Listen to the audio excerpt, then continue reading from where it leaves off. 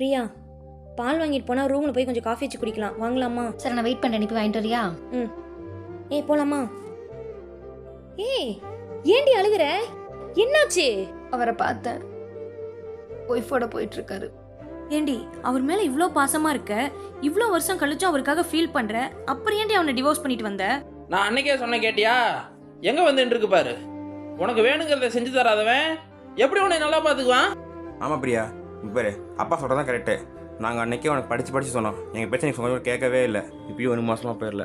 நாங்கள் தான் இருக்கோம்ல, நாங்கள் உன்னை பார்த்துக்குறோம். நாளைக்கு கிளம்பு, முதல்ல போய் டைவர்ஸ் அப்ளை பண்ணதெல்லாம். சரிண்ணா. அவன் மேல எது தப்பும் இல்லடி. 20 வயசுல அவன் செட்டில் ஆகணும்னு நினைச்சேன். எல்லாரும் அவனை நல்லா பார்த்துக்க முடியாதுன்னு சொன்னாங்க. அப்படி சொன்ன எல்லாரையுமே நம்பினேன். ஆனா அவனை கடைசி வரைக்கும் நம்பாமலே விட்டுட்டேன்டி. இன்னைக்கு அவன் செட்டில் ஆகி நல்லா தான் இருக்கான். நான் தான் எங்க வீட்டில் இருக்கவங்க எல்லாரும் பேச்சையும் கேட்டு அவனை டிவோர்ஸ் பண்ணேன். இப்போ எல்லாரும் நல்லா தான் இருக்காங்க, என்னை தவிர. நான் தான் அப்படி நடுவிட்டு நின்றுட்டு இருக்கேன். அதான் உன் ஃபேமிலி உன்னை விட்டுட்டாங்கல்ல, நீ பேசாம அவன்கிட்டே போய் சேர வேண்டியதானே? அவன் வேணும்னு திரும்பி போகணும்னு நினைச்சேன். அப்போ என் லைஃப் என் கையில் இல்லை.